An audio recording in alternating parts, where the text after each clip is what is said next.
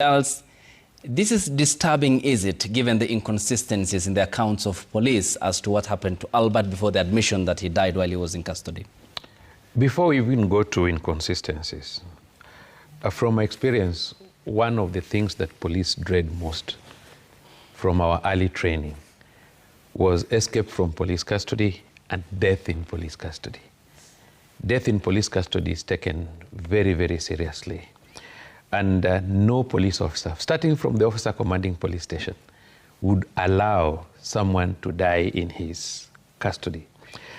I remember my first station where I worked, I had a very experienced OCS, the late Clifton Josephat Anami Msoso. You know, we had teams like the Flying Squad and so on, and you know the experiences those days. One instruction he gave us when we were new was that never admit a person in custody who has been brought by any other service, whether he has been brought by, unless it's somebody from your station. Yeah. Brought by CID, brought by anti-stock theft unit, you don't admit unless you have contacted him. And the first question is you must interview the person and ask him, are you in good condition? Mm-hmm. Have you been tortured? Have you been beaten? And anytime you receive a person in custody, even a person who has been maybe harmed through mob injustice, the first thing you do is to take the person to hospital. And these are standards that had been put in place. So one of the things police dread most is having somebody die in your custody is a serious, serious issue. And one thing that we must understand, that we don't have any other police service. We only have one National Police Service, and therefore the image of the police is very important.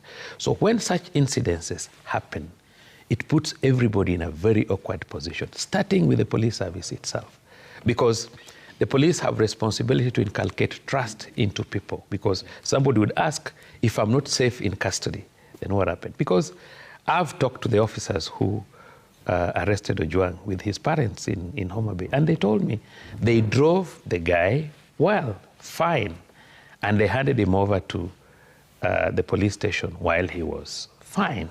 And that's what, because I personally called the officer in charge of cybercrime. What happened? How did you bring this? He said, no, this guy was in communication even with his family members, even with his friends, until we reached Nairobi. Yeah. And therefore, this puts the police in a very awkward position, especially at this particular time that we even have heightened political tensions and many other issues, because the main question is, people will start wondering. So I think the most important thing is that I believe the IG and most of the DCI will be on top of this investigation so that we can get to know exactly what happened and who is responsible for this. Because if we don't do that and we keep on having situations where police image keeps on going down, then it will be a very big problem. So I think this must be done with a lot of speed, and actual information must come out, and we must know who did it, because we have a lot of theories. Before I come to the Law Society of Kenya President Emeritus and Waiganjo, so information is key, you said, so allow me to source for information from you. So who are the police officers who arrested Albert? Understandably, the reports were that he was whisked away from Homa Bay County when he was booked at the police station by DCI officers. Yes. Yeah. How many police officers were involved? I am not sure, but I think there must have been 3 or so. 3 or so? Yes. Maybe including a driver. Okay. From the National Police Service? From DCI, yes. National Police, DCI is under National Police Service. Their details were never made clear in the statement by the IG yesterday and the previous night when the OCS and the others were interdicted. It's paramount, is it, that it's also made public as to... There's nothing wrong with making that public. But I want to believe that as at the time the IG was going for the press briefing, he must have gotten a briefing from both the DCI and the DIG police. They must explain to him what were the circumstances, what really happened. I looked at the body. I saw the body on a photo, and I could see blood from his nose. And he has visible injuries. And he has visible injuries. So our question would be, if our colleagues from DCI are saying we brought him fine up to the police station and he was received when he was okay, then what happened in the police custody? because this person has not been found outside. He was in police custody, and from police custody to the morgue. Yeah. So it must come out clearly what happened and who did it and what was the motive. Yeah. Yes. And as a trained cop, are you then concerned because the accounts in the first statement by the National Police Service that he had hit his head against the wall, from the physical observation,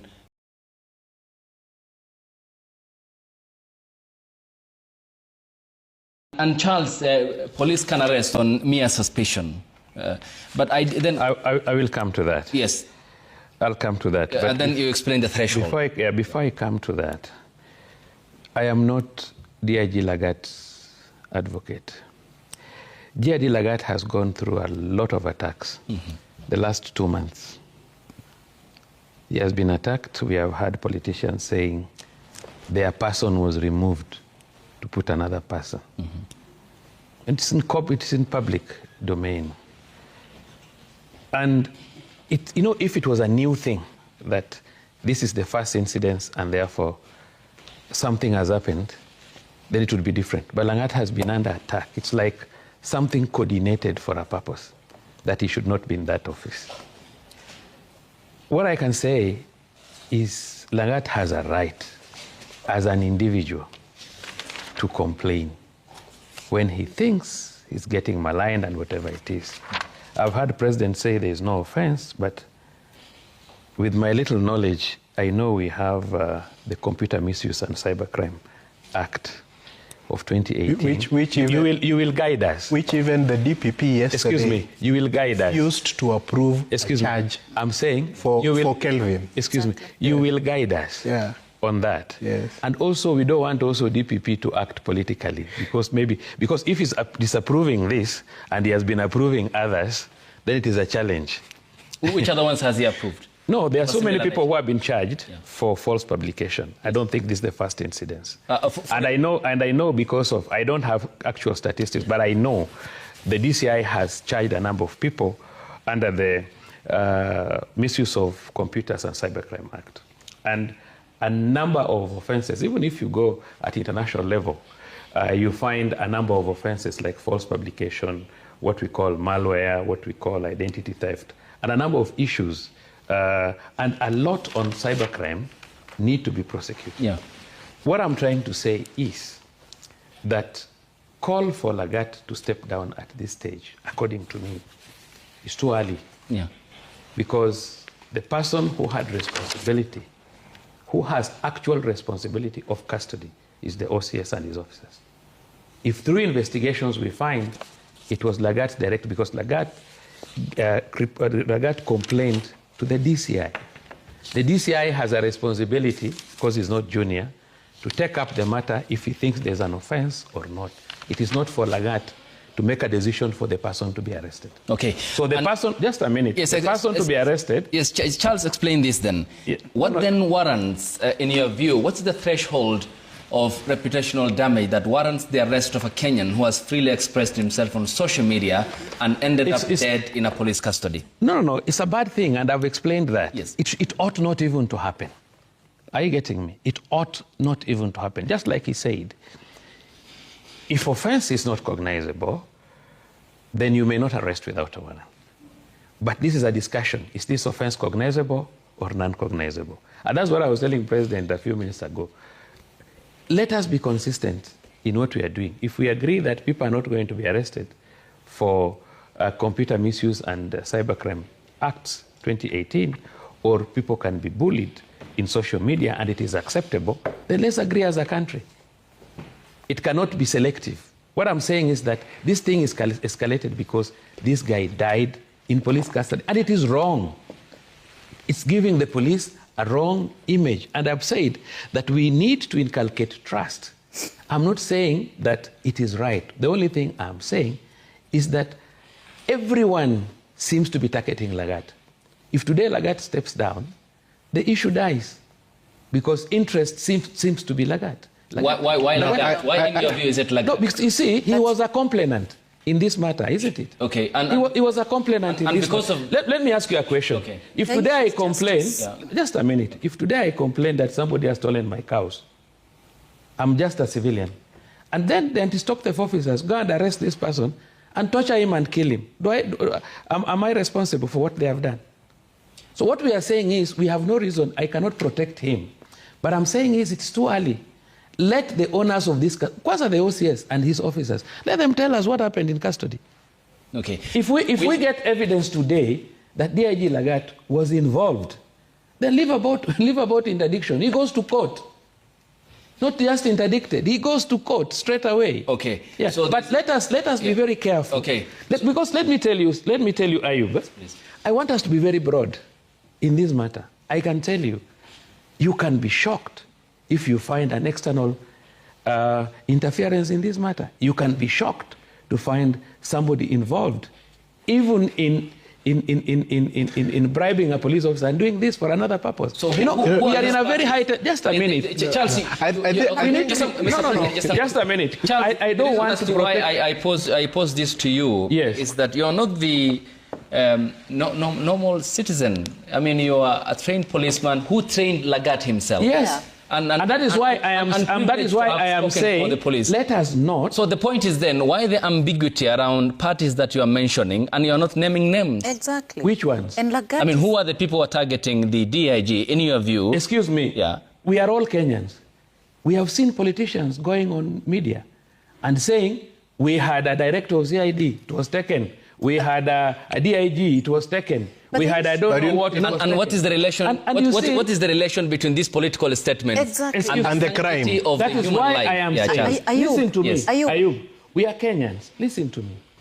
I am not exonerating anybody from this. Yes. Investigations ought to be open, so that we get the actual culprit. Sometimes we can divert attentions, and we move from the real cause of a problem. No, so what I'm saying is simple. Yes, Charles, this thing is open. Yes. No, what I'm saying, it's open. Yeah. But let us not target an individual who complained. Point made. That is my take. Allow me to go to the Commission. President, because he said there are things you need to assume. I think there we meet closely. It's a point of equilibrium that at top leadership, there are things you need to assume. And President, that is how also people get experience. I am sure in Mr. Lagat's career going forward, if he has opportunity to remain in office, this would be one of the biggest lessons that sometimes you have to assume. The only thing is that I trust the DCI's capacity to investigate this matter. And it will be of great interest to get to know actually what really happened. I've told you, it's sad to me because, unfortunately, Mr. President, I remain a policeman for the rest of my life. No matter any position I would get, I would still remain a policeman. And I would want the police to have a very good image. I remember one of my sons telling me that he would want to join police. I had my reservations. I told him, what I've gone through is so painful. And I would not want my child to go through what I've gone through. Because sometimes you find yourself in a position and in a very awkward position. I remember when baby Pendo died, I was police spokesperson. Everybody in my community came and told me, you have killed baby Pendo. When I went to campaign, I was being told, you've killed baby Pendo. So it's a very tough experience. And that is why when I brought in the political aspect, I didn't bring in for any purpose. I just wanted us to be a bit broad in thinking and say, let's leave it to investigators to tell us. The only thing that you must insist, or we must insist, is we must get the truth on this matter, because all of us have children. And even if you don't have children, the children of this country belong to all of us. Yes. They are our children, and we must protect them. Yeah. The only thing going forward also, Mr. President, is that we need also to rethink about our own personal discipline, how we want to transact business. Let us also not leave it very open for people just to do what they want, attack people, abuse others. But it should not go to an extent of killing someone. I always believe that even if a murderer, if somebody who has killed someone in broad daylight, we can't kill him. We have to take him to court. Yes. And we have adequate laws to take care of all those. Yeah, internationally, we have reached a level where even when you are convicted for murder, we are not even ready to hang them. We want death penalty abolished across board. So there is no level of crime or activity that would amount to somebody killing another. It's not acceptable. And I agree with all of you. That is totally not acceptable. The only thing is I would want us not to be overzealous and over-target, but it is important that we look at this. And our image, the image of the police is very important. Yes. I have something to say about IPOA. Many Kenyans maybe don't know. In 2004, we had a police strategic plan, which was running 2004-2008. And we had recommendations. One of our recommendations was to have a civilian oversight authority. Because we realized sometimes, even as a policeman, you are offended, or sometimes you are justified in your action. But when you allow yourselves to investigate, people don't tend to agree with you. So we wanted a civilian oversight authority. We also wanted to have one police service. We didn't want something called AP. We wanted to have a national police service. We can have units, but we wanted to have one police service. At the same time, we wanted to have a police service commission. We wanted to be pulled out of the public service commission. Why? Because our job is a bit unique, a bit different. So we wanted a police service commission that would look into our systems. So what happened? Between 2004 and 2008, we could not get it. The post-election violence became a blessing in disguise to us as the police service. Why? Because when it came up, and then the Kwaki report, the Kriegler report, I remember Kingori Mwangi, I, and Kiraide, we pushed a lot of information, and we carried even our strategic plan. The only way we did not agree, we did not succeed, was now when the provincial administration organized themselves and said they must have AP.